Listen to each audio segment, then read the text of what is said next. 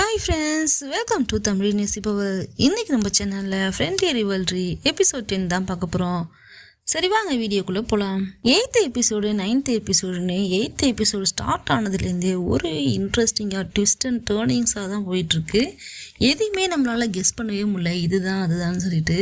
ஸ்டார்டிங்லேருந்தே நமக்கு நிறைய டவுட்ஸ்லாம் இருந்திருக்கும். அந்த டவுட்ஸ்லாம் ஒன்று ஒன்றா இப்போ தான் கிளியராக ஆரம்பிச்சிருக்கு. அதுலேயும் இந்த 10th எபிசோட் பார்த்திங்கன்னா ரொம்பவே பரபரப்பாக போகுது. பார்த்துட்டு ஜேஇ வீட்டுக்கு போயிட்டுருக்கா, அந்த டாகையும் தூக்கிட்டு போயிட்டுருக்கா. அப்போ அவளை யாரோ ஃபாலோ பண்ணுற மாதிரி தோணுது. யாருன்னு திரும்பி பார்க்குறா, கொஞ்சம் தூரம் வேகமாக நடந்து பார்க்குறா, அதுக்கப்புறம் ஓட ஆரம்பிச்சிடுறா. டாகையும் தூக்கிட்டு அவளும் வேகமாக ஓடுறா. அப்போ அவள் மேலே யாரோ இடத்த வச்சு இது பண்ணுற மாதிரி இருக்குது. மயக்கம் போட்டு விழுந்துடுறா. விழுந்தவ கண்ணை முடிச்சு பார்த்தா அவள் சிஸ்டர் ஜேனா தான் அங்கே இருக்கா. அந்த டாகும் அவளை போட்டு நக்கிக்கிட்டு இருக்கு. எழுந்ததுமே அவளை கேட்குற கேள்வி அவருடைய ஃபோன் எங்கன்னு சொல்லிட்டு தான் கேட்குறா.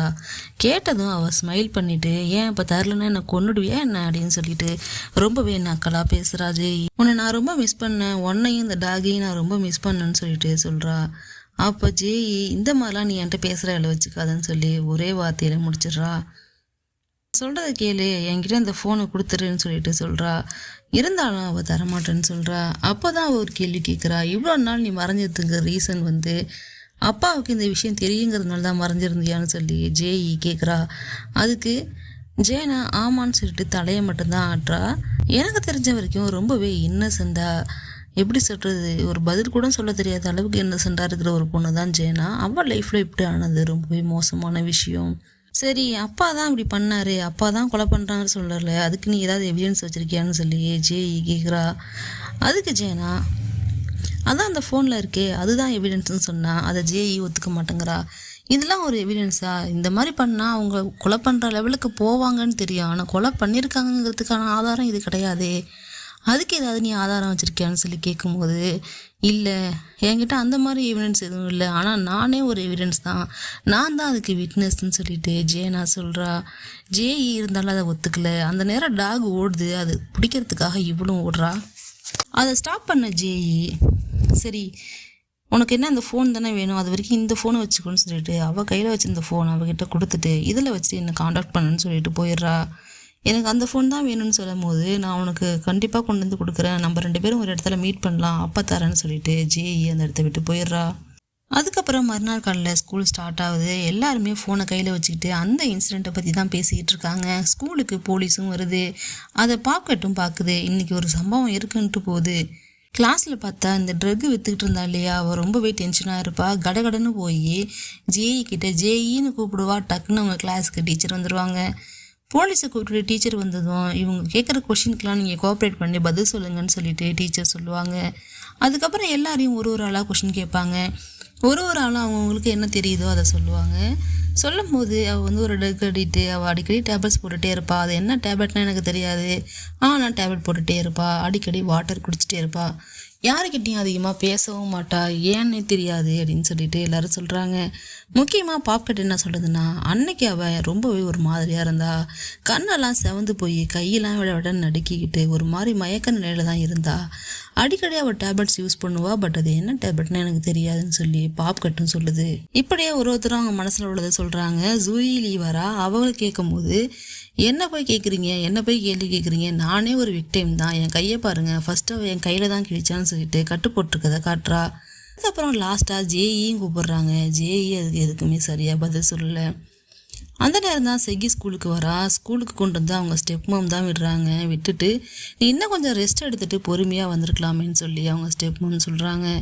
அதுக்கு செகி, இல்லை எனக்கு நான் சீனியரு, இந்த ஸ்கூலே முடிய போகுது, எனக்கு அடுத்து காலேஜ் எக்ஸாம் இருக்குது, என்ட்ரன்ஸ் எக்ஸாம் இருக்குது, ஸோ இப்போ நான் சும்மா என்னால் இருக்க முடியாது, கண்டிப்பாக இப்போ நான் ஸ்கூல் போயே ஆகணும்னு சொல்லிட்டு வரா. அதுக்கு அவங்க ஸ்டெப் மாம் என்ன சொல்கிறாங்கன்னா, நீ உங்கள் அப்பா மாதிரியே இருக்க, எதையுமே அவ்வளோ சீக்கிரம் அவர் விட்டு கொடுக்கவே மாட்டார், எல்லாத்துலேயுமே சின்சியராக இருப்பார், அதே மாதிரி இருக்குன்னு சொன்னோன்னே அவளுக்கும் சந்தோஷமாக இருக்குது. அப்போ தான் அவங்க ஒரு விஷயத்தை எக்ஸ்பிளைன் பண்ணுறாங்க. அன்னைக்கு நைட்டு அவள் வீட்டுக்கு போகும்போது வாசலில் ஒரு ஷூவை பார்த்துட்டு அதோட வெளில போயிடுவா இல்லையா. அந்த ஷூ வேறு யாருதும் இல்லையா, இந்த ஸ்கூல்லேருந்து தான் எனக்கு வந்திருந்தாங்க, அந்த மெடிக்கல் சென்டர்லேருந்து என்கிட்ட பேரம் பேச வந்திருந்தாங்க, நான் அதை அக்செப்ட் பண்ணேன்னு ரொம்ப நேரம் என்கிட்ட பேசிக்கிட்டு இருந்தாங்க, மற்றபடி நீ நினைக்கிற மாதிரி எதுவும் இல்லைன்னு சொல்லிட்டு அவங்க ஸ்டெப் மாம் சொல்கிறாங்க. உண்மையை சொன்னதுக்கு ரொம்ப நன்றின்னு சொல்லிட்டு செகி அந்த இடத்த விட்டு போயிடுறா. போனதுமே அவங்க டீச்சர் பிடிச்சி வச்சுக்கிட்டு இருன்னு சொல்லிட்டு ஹெட் மாஸ்டருக்கு கால் பண்ணுறாங்க. கால் பண்ணி கேட்டதும் மீட்டிங் நடக்கிற இடத்துக்கு செகியை கூட்டிகிட்டு போகிறாங்க. அங்கே போனால் அவளை சுற்றி எல்லாம் உட்காந்துருக்காங்க. முக்கியமாக கத்தியால் கிழிச்ச அந்த பொண்ணு அங்கே தான் உட்காந்துருக்கு. உட்காந்துருக்கும் போது இவளுக்கு யாரும் கிடையாது, இவகிட்ட சாரியை கேட்டுட்டு போக வேண்டியதாங்கிற மாதிரி பேசிகிட்டு இருக்காங்க. அப்போ தான் செகி என்ன சொல்கிறான்னா, எனக்கு யாரும் இல்லாமல் இல்லை, எனக்கு எங்கள் ஸ்டெப் மம் இருக்காங்கன்னு சொல்லி ஃபோன் பண்ணி வர சொல்லுது.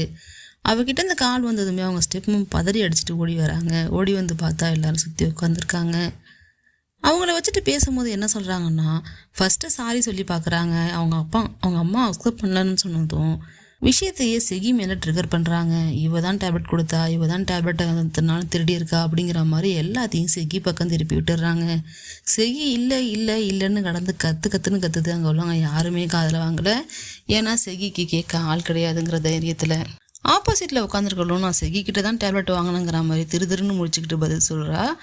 ஆல்ரெடி ஆப்போசிட்டில் இருக்கிற லாயரும் அந்த ஸ்கூல் ஹெட் மாஸ்டரும் சேர்ந்துக்கிட்டு தான் இந்த மாதிரி சொல்ல வச்சுருக்காங்க. ஏன்னா இந்த விஷயம் வெளில போகக்கூடாது, கேஸ் போட்டுறக்கூடாதுங்கிறதுக்காக இவளை பிளாக்மெயில் பண்ணிட்டா பயந்து போய் இருந்துருவான்னு சொல்லிட்டு, இந்த மாதிரி நீ பண்ணினா நீ வாபஸ் வாங்கலான்னா மேலே கம்ப்ளைண்ட் கொடுத்துருவோம், அதுக்கப்புறம் நீ காலேஜ் என்ட்ரன்ஸ் எக்ஸாமே எழுத முடியாதுங்கிற மாதிரி அவளை போட்டு மிரட்டிடுறாங்க. வழியே இல்லாமல் செகியும் சரி நான் கம்ப்ளைண்ட் பண்ணலன்னு ஒத்துக்கிட்டு கிளாஸுக்கு போயிடுறா. அவள் போகிறதுக்கு முன்னாடியே அங்கே ஜூயிலி என்ன பண்ணுறான்னா, கிளாஸில் போய் எல்லாருக்கிட்டேயும் இவ தான் இத்தனை நாள் திருடி இருக்கா, எல்லாத்துக்கும் இவ தான் காரணங்கிற மாதிரி செகியை பற்றின உண்மையை அங்கே சொல்கிறா. ஆனால் செகி அதை செய்யலைங்கிறது அங்கே இருக்கிற எல்லாருக்குமே தெரியும். இருந்தாலும் நல்லா வேணும்னு சொல்லிக்கிறாங்க. சொல்லிக்கிட்டே இருக்கும் போதே செகி அங்கே உள்ள என்டர் ஆயிடுறா. வந்ததும் ஜேஇ அவகிட்ட பேச பார்க்குறா. பட் அவள் பேசுகிற ஐடியாவில் இல்லை. பின்னாடியே வந்த டீச்சர் என்ன பண்ணுறாங்கன்னா, அந்த ட்ரக்கை சப்ளை பண்ண அந்த பொண்ணை வந்து கூப்பிட்டு போகிறாங்க. ஜேஇக்கு ஒரு மாதிரி ஆகுது, என்ன உண்மையை சொல்லுவாங்களோ அப்படின்னு சொல்லிட்டு மறுபடியும் பார்த்தா டேப்லெட்ஸ்லாம் எடுத்து விற்கிறதுக்காக எடுத்துக்கிட்டு இருக்கா. அந்த இடத்துக்கு ஜேஇ போகிறா. போனதும் அந்த ட்ரக்கு விற்ற பொண்ணு என்ன சொல்கிறான்னா, உன் கூட சேர்ந்ததுக்கு போதும் சாமி, நல்லா எனக்கு செஞ்சுட்ட, அங்கே மாட்டினது உன் பேர் தான், ஆனால் அங்கே உள்ளவங்களாம் கேள்வி கேட்டது என்ன, எப்படி இருந்தாலும் உங்கள் அப்பா பெரிய ஆளுங்கிறதுனால நீ தப்பிச்சிடுற, நான் தான் மாட்டிக்கிறேன், உன்னை நம்பினதுக்கு நீ நல்லா என்னை ஏமாத்திட்டேன்னு சொல்லி அவள் ரொம்ப உருக்கமாக பேசுகிறா. அதுக்கப்புறம் வெளில வந்த ஜேஇ அவங்க அப்பாவும் அந்த ஸ்கூல் ஹெட் மாஸ்டரும் பேசிட்டு போகிறத காதில் வாங்குறாங்க. ஒரு வழியாக அந்த பிரச்சனை முடிஞ்சிச்சின்னு சொல்லி பேசிக்கிட்டு போகிறாங்க. அதுக்கப்புறம் கிளாஸுக்கு போன ஜேஇ செகி கிட்ட பேச ட்ரை பண்ணுறா. பட் செகி அதுக்கு பேசுகிற மாதிரி இல்லை. நான் உன்ட்ட பேசணும் செகின்னு சொல்லிட்டு ஜேஇ சொல்கிறா. அதை காதிலே வாங்கல செகி. காதில் வாங்காமல் எது பேசுனாலும் இங்கே பேசு, உங்ககிட்ட தனியாக பேச எனக்கு எதுவுமே கிடையாதுன்னு சொல்கிறா. சொன்னவன் நிறைய விஷயங்களை மனசை விட்டு பேசுகிறா. நான் இங்கே நடக்கிற எதையும் வெளில சொல்லலைங்கிறதுனால நீங்கள் எல்லாம் என்னை ஈஸியாக புள்ளி பண்ணுறீங்க, இனிமேல் நான் எல்லாத்தையுமே சொல்லுவேன். அப்படி நான் சொல்லும் போது நீங்கள் எப்படி என்னை புள்ளி பண்ணுறீங்கன்னு நான் பார்க்கலாம், இனிமேல் தான் இருக்குவங்க எல்லாம் இருக்குன்னு சொல்லிட்டு ரொம்பவே ஸ்ட்ரைட் ஃபார்வர்டாக பேசுகிறா. அப்படி பேசினதும் ஜேஇ கிட்ட இதெல்லாம் நான் சொன்னங்கிறதுக்காக நான் தப்பு பண்ணிட்டேன்னு அர்த்தம் கிடையாது, எது உண்மையோ அதை தான் நான் சொன்னேன்னு சொல்லும் போது ஜேஇயும் பாராட்டுறா. நீ கண்டிப்பாக நல்ல விஷயந்தான் பண்ணியிருக்க, எப்பவும் இதே மாதிரி இருன்னு சொல்கிறா. பேசிகிட்டே இருக்கும்போது செகின்னு சொல்லிட்டு ஒருத்தன் கூட்டிட்டு உள்ளே வரான். அந்த ட்ரக்கர் இருக்கான்ல அவன் தான் வரான். வந்ததும் ஜூயிலி சும்மா இல்லாமல் அவள் பாய் ஃப்ரெண்ட் வந்துட்டான், செம்மையாக இருக்கான்ல, நல்லா கவனிச்சுக்கிறான்லன்னு சொல்லிட்டு அந்த ட்ரக்கரும் ஜேஇயை பார்க்குறான். ஏன்னா ஜேஇ அன்றைக்கி செவ்வரேறி குதிச்சா இல்லையா, அதை பார்க்குறான். பார்த்துட்டு செகியுடைய பேகை வாங்கிக்கிட்டு வான்னு சொல்லிட்டு 2 பேரும் வெளில போகிறாங்க. போனவங்க எங்கே போகிறாங்கன்னா ஒரு ரூம்குள்ளே போயிட்டு அந்த ட்ரக்கு எங்கே, டேப்லெட் எங்கன்னு சொல்லி கேட்குறான். அவளும் பேக்லேருந்து எடுத்து கொடுக்குறா. கொடுத்ததுக்கப்புறம் அவன் இன்னும் ஒரு சில கேள்வியெல்லாம் கேட்குறான். அந்த ஸ்கூலில் ஒரு பொண்ணு இந்த மாதிரி ட்ரக்ஸ்லாம் சப்ளை பண்ணுறாலாமே, யார் அவ, எனக்கு போட்டியாக இருப்பா போலே, யாருன்னு சொல்லி கேட்கும்போது யாருன்னு தெரியாதுன்னு சொல்லிடுவா இவ. நீ எங்கேருந்து வாங்கினேன்னு சொல்லி கேட்கும்போது இந்த மாதிரி ஒரு இடத்துல பாஸ்வேர்டு கிடச்சிது, அந்த பாஸ்வேர்டை போட்டு அதில் போய் சேட் பண்ணேன், அதுலேருந்து தான் இதை வாங்கினேன்னு சொல்லும் போது அப்படியா காட்டுன்னு சொல்லிட்டு கேட்குறான். கேட்டதும் அந்த ஐடியையும் இவனும் லாகின் பண்ணி வச்சுக்கிறான். மறுபடியும் வேணும்னு சொல்லு, மறுபடியும் எனக்கு அந்த டேப்லெட் வேணும்னு சொல்லி அவர்கிட்ட டெக்ஸ்ட் பண்ணுன்னு சொன்னதும் இவளும் வேறு வழி இல்லாமல் பண்ணி வைக்கிறா. இந்த பக்கம் ஜேஇ அவங்க அப்பா கிட்ட போய் பேசுறதுக்காக போயிருக்கா. என்ன பேச போயிருக்கான்னா, செகி மேலே உள்ள கேஸை கம்ப்ளைண்ட்டை வாபஸ் வாங்குங்க, அவளை ஏன் அப்படி பண்ணுறீங்க, அவரால் அப்புறம் காலேஜ் என்ட்ரன்ஸ் எக்ஸாம் எழுத முடியாமல் போய்டுன்னு சொல்லிட்டு இருக்கா. அதுக்கு அவங்க அப்பா, ஏன் காலேஜ் என்ட்ரன்ஸ் எக்ஸாம் எழுதணும், இங்கே பாரு, அவள் தான் அந்த மெடிசன் ரூம் முன்னாடி அலைஞ்சிக்கிட்டு இருந்தா. அப்போ அவள் தானே திருடி இருக்கணும்னு சொல்லி அவங்க அப்பா சொல்கிறாரு. இதெல்லாம் ஒரு ரீசன் இல்லைன்னு உங்களுக்கே தெரியும்ப்பா, எதுக்காக இப்படி பண்ணுறீங்கன்னு சொல்லி கேட்கும்போது, அவள் என்ட்ரன்ஸ் எக்ஸாம் எழுதக்கூடாது, நீ ஃபஸ்ட்டு வரணுன்னா உனக்கு ஆப்போசிட்டில் யாருமே இருக்கக்கூடாது, எல்லாருமே நான் கிளியர் பண்ணிட்டு வந்தேன். அவங்க அப்பா ரொம்ப அசால்ட்டாக சொல்கிறாரு. எவ்வளவோ பேசி பார்த்த ஜேஇ ஒரு லெவலுக்கு மேலே வழியே இல்லைன்னு அவங்க அப்பா கிட்ட, ப்ரொஃபஸர் தாவுடைய ஃபோனு என்கிட்ட தான் இருக்குது, அந்த ஃபோனை நான் தான் கண்டுபிடிச்சிருக்கேன், என்கிட்ட தான் இருக்குன்னு சொல்லி அந்த விஷயத்தில் திசை திருப்பி விடுறா. உடனே அவங்க அப்பாவுக்கு டென்ஷன் ஆகிடுது. அதில் என்ன சீக்ரெட் இருக்குன்னு கூட நான் பார்த்துட்டேன்னு சொல்லி சொல்கிறா. அவங்க அப்பாவுக்கு மறுபடியும் கோபம் வருது. உனக்கு ஒன்றும் தெரியாது, நீ சின்ன பொண்ணு, நீ கம்முன்னு இருன்னு சொல்கிறாரு. இருங்க அப்படின்னா சிஸ்டர் ஜேனாவுக்கு கால் பண்ணுறேன்னு சொல்லிட்டு கால் பண்ணுறா. கால் பண்ணதும் அவரும் கட் பண்ணி விட்டுறாரு. உங்களுடைய பொண்ணை மிஸ் ஆயிட்டான்னு சொன்னீங்க, பட் அவள் நம்பரு உங்களுக்கு தெரியாது.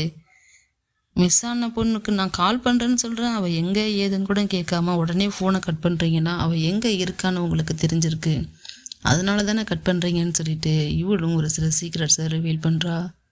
மறுநாள் செகி கிளாஸுக்கு வரும்போது ஜேஇயும் வரா. ஜேஇயை இடித்து தள்ளி விட்டுட்டு போகிறா அந்த ட்ரக்கர் பொண்ணு. அதுக்கப்புறம் கிளாஸ் நடந்துக்கிட்டு இருக்கும்போது செகிக்கு ஒரு மெசேஜ் வருது. என்னன்னா, இந்த இடத்துல எக்ஸைட் டோர்கிட்ட வந்துரு, அங்கே நான் மெடிசன்ஸை தரேன்னு சொல்லி வருது. அவள் மெடிசன் இதுக்கப்புறம் விற்க மாட்டான்னு பார்த்தா விற்கிறதுக்கு ரெடி ஆகிட்டா. என்னடா மெசேஜ் இப்படி வந்திருக்கேன்னு சொல்லிட்டு கரெக்டாக கிளாஸ் முடிஞ்சதும் அந்த இடத்துக்கு கிளம்பி போயிடுறா. ஜேஇ அங்கே மெடிசன் இருக்கிற ரூமை போயிட்டு மெடிசன்ஸை ஓப்பன் பண்ணி பார்க்குறா. மெடிசன்ஸ் ஒன்று கூட இல்லை. அந்த ட்ரக்ஸை விற்கிற பொண்ணுக்கிட்ட போயிட்டு எங்கன்னு சொல்லி கேட்கும்போது அந்த பொண்ணு எல்லாத்தையும் அந்த செகி தான், அந்த வில்லேஜ் பம்கின் இருக்கா இல்லையா, அவகிட்ட தான் விற்றுட்டேன்னு சொல்கிறா. என்னது அவகிட்டையான்னு சொல்லி ஷாக்காக கேட்கும்போது எல்லாத்தையும் மொத்தமாக கேட்டா. இன்றைக்கி ஒரு இடத்துக்கு வர சொல்லியிருக்கேன், அங்கே கொடுக்குறேன்னு சொல்லியிருக்கேன்னு சொன்னதும் இவளுக்கும் ஷாக்காக இருக்குது. என்னடி சொல்கிறேன்னு மறுபடியும் தெளிவாக சொல்லி கேட்கும்போது, இந்த மாதிரி எனக்கு டெக்ஸ்ட் பண்ணியிருந்தா, இந்த டெக்ஸ்ட்டை நான் அப்படியே போலீஸுக்கும் சொல்லிட்டேன், கரெக்டாக அந்த இடத்துக்கு ட்ரக்கை எடுத்துகிட்டு போவா, போலீஸ்கிட்ட மாட்டுவான்னு சொன்னதும் இவளுக்கு பயம் வந்துடுது. இவள் ஃபோனையும் பிடுங்கிக்கிட்டு அந்த இடத்துக்கு அவசரமாக போகிறா. அந்த பக்கம் செகியும் ட்ரெயினில் போயிட்டுருக்கா, இந்த பக்கம் இவளும் காரில் வந்துட்டுருக்கா. கால் பண்ணி பார்க்குறா, பட் செகி எடுக்கிற மாதிரி தெரியல. ஃபைனலி வேறு வழியே இல்லாமல் அவள் இருக்கிற லொக்கேஷனை பார்க்குறா. இப்படியே வந்துட்டு இருக்கும்போது சரி நம்ம சிஸ்டருக்கு சேட் பண்ணி பார்ப்போம்னு சொல்லிட்டு சிஸ்டர் ஜேனா கிட்ட சேட் பண்ணுறா. என்னென்ன சேட் பண்ணுறான்னா, நான் உனக்கு இன்றைக்கி ஃபோனை தரேன், நீ இங்கே வந்துருன்னு அவளுக்கும் சேட் பண்ணிவிட்டு அவள் ஃப்ரெண்டோட ஃபோனை பிடிங்கிட்டு வந்தா இல்லையா, அதுலேருந்து தானே செகி கிட்டே பேசிக்கிட்டு இருந்தது. ஸோ செகி கிட்டே டக்குன்னு என்ன பண்ணுறா, எக்ஸைட் ஒரு 4 கிடையாது, எக்ஸைட் ஒரு 8 கிட்டே வந்துரு, நான் அங்கே ஒன்று பிக்கப் பண்ணிக்கிறேங்கிற மாதிரி டெக்ஸ்ட் பண்ணி வச்சிடுறா. இந்த பக்கம் அந்த ட்ரக்கர் பாயும் வெயிட் பண்ணிக்கிட்டு இருக்கான், இன்னொரு பக்கம் செகியும் வந்துக்கிட்டு இருக்கா. எல்லாரும் மாற்றி அங்கேயும் இங்கேயுமா ஒரு இடத்துல அதே மால்குள்ளே தான் சுற்றிக்கிட்டு இருக்காங்க. செகியும் பார்க்குறா, இன்னொரு பக்கம் ஜேனாவும் பார்க்குறா. இதுக்கெல்லாம் இன்னொரு டிப்ஸ்ட் என்னென்னா, அவங்க ஸ்டெப் மாமும் அங்கே தான் வந்திருப்பாங்க. எதுக்காக வந்திருப்பாங்கன்னா, ஜேஇயுடைய அக்கா ஜேனா தான் வர சொல்லியிருப்பா, உங்களுக்கு நான் அவரை பற்றின உண்மையை சொல்கிறேன்னு சொல்லி அங்கே வர சொல்லியிருப்பா. அவங்களும் ஒரு பக்கம் வெயிட் பண்ணிகிட்ருப்பாங்க. ஜேனா என்னான்னு டெக்ஸ்ட் பண்ணுவான்னா, உங்களுக்கு உண்மை தெரியுன்னா ஃபோன் வேணும், ஸோ அந்த ஃபோனை என் சிஸ்டர் கொண்டு தரேன்னு சொல்லியிருக்கா, அந்த ஃபோனை வாங்கிக்கிட்டு உங்ககிட்ட வரேன்னு சொல்லிட்டு இன்னும் கொஞ்சம் நேரம் வெயிட் பண்ணுங்கன்னு சொல்லி டெக்ஸ்ட் பண்ணி வச்சுருப்பா. இன்னொரு பக்கம் ஜேனாவும் அந்த ஸ்டெப்பில் இறங்கி அந்த மால்குள்ளே தான் போவாள். ஜேயும் அவளை பார்த்துட்டு அதே மால்குள்ளே தான் சுற்றிக்கிட்டு இருக்கா. எல்லாரும் மாற்றி அந்த மால்குள்ளே தான் சுற்றிக்கிட்டு இருப்பாங்க, ஆனால் எங்கே இருக்காங்கன்னு தான் தெரியாது. இன்னொரு பக்கம் போலீஸும் வந்துடும், ஏன்னா கரெக்டாக இந்த கபோர்டுன்னு சொன்னதுனால போலீஸும் அந்த இடத்துக்கு வந்துடுது. இவன் எக்ஸைட்டர் 4 கிடையாது, எக்ஸைட்டர் 8ன்னு சொன்னதுனால கரெக்டாக செகி அந்த இடத்துக்கு வந்துடுறா. செகி ஈஸியாக ஜேஇ கண்டுபிடிச்சிட்றா. உனக்கு ஒன்றும் இல்லைன்னு சின்ன பிள்ளைங்களை காணாமல் போன சின்ன பிள்ளைங்களை பார்த்தா மாதிரி ரியாக்ட் பண்ணிவிட்டு வா இங்கேருந்து இந்த இடத்த விட்டு போகணுன்னு சொல்லி வேகமாக செகி அந்த இடத்த விட்டு கூப்பிட்டு போகிறா. போலீஸும் அங்கே வந்துக்கிட்டு இருக்கு. இதுக்கிடையில் இந்த ட்ரக்கர் பாய் என்ன பண்ணுறான்னா, நம்ம ஜேனாவை ஃபாலோ பண்ணிட்டு போகிறான். ஜேனாவும் மேலே ஏறி போகும்போது ஜே மெடிக்கல் சென்டர் ஹாஸ்பிட்டல் இருக்கு இல்லையா, அங்கேருந்து ஜேனாவை பிடிச்சிட்டு போகிறாங்க. ஏதோ ஒரு பைத்தியக்காரியை பிடிச்சிட்டு போகிற மாதிரி ரொம்பவே கட்டாயப்படுத்தி அந்த இடத்த விட்டு கூப்பிட்டு போகிறாங்க. பின்னாடியே ஒரு கார் நிற்கிது, காஸ்ட்லி காரு. அதுக்குள்ளே யாருன்னு பார்த்தா ஜேஇயுடைய அப்பா தான். அதை ட்ரக்கர் பாய் நல்லா தெளிவாக நோட் பண்ணிடுறான். இதோட இந்த எபிசோடு முடிஞ்சிருச்சு. நெக்ஸ்ட் எபிசோடில் மறுபடியும் மீட் பண்ணலாம். தேங்க்யூ.